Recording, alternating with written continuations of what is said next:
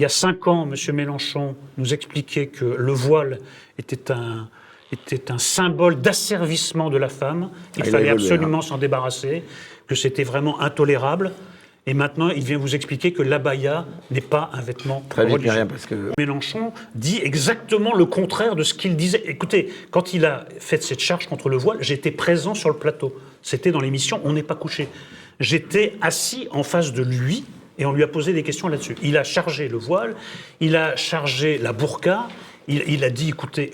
Lui, c'est un... En fait, en réalité, Jean-Luc Mélenchon...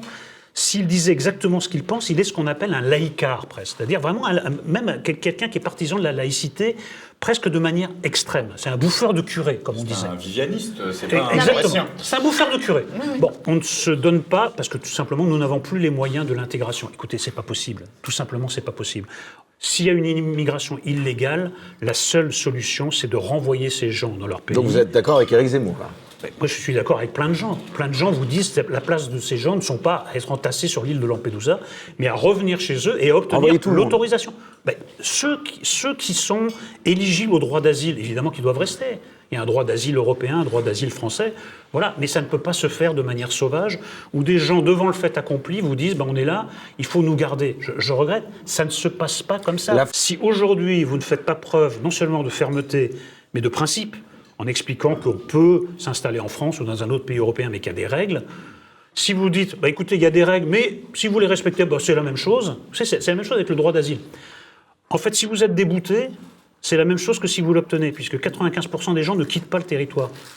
Est-ce que vous l'accepteriez pour les Français ?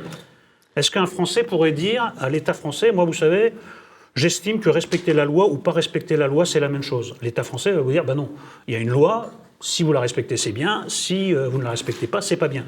Et là, on est en train de dire aux migrants, soit du droit d'asile, soit de ceux de Lampedusa, que vous respectiez les règles ou pas, c'est la même chose. Il y a quelque chose qui ne va pas. Le wokisme est un totalitarisme, un nouveau totalitarisme, dans lequel on reconnaît beaucoup de traits communs avec des ismes précédents, notamment la volonté de créer un homme nouveau, de faire table rase du passé.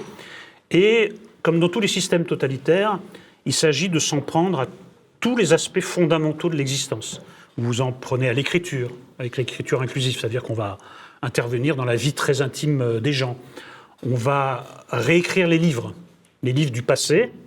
Vous avez vu qu'il y a tout un mouvement qui se développe. Et pour ce qui est des livres du présent et de l'avenir, vous avez ce qu'on appelle les sensitive readers, qui sont des gens chargés de repérer dans un manuscrit tout ce qui pourrait choquer quelqu'un. Mais quelqu'un au sens générique. Et il y a toujours quelque chose qui va choquer quelqu'un. Donc, en fait, il y a un système de censure. Faire du passé table rase, créer un être nouveau, projet, totalitaire qu'on a vu... Alors évidemment, je ne fais pas une comparaison terme à terme, mais c'était le projet du nazisme, c'était le projet du stalinisme, c'était le projet du maoïsme, créer une société nouvelle avec les êtres qui sont adaptés une religion, à cette société. On pourrait dire ça. C'est une religion. C'est une religion. Et le wokisme n'est possible qu'en raison de l'effondrement du niveau intellectuel, en réalité. Vous croyez vraiment que je ne paye pas le prix de mes opinions ?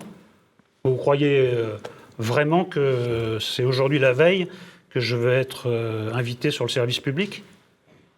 Vous n'êtes plus invité sur le service public ? Non.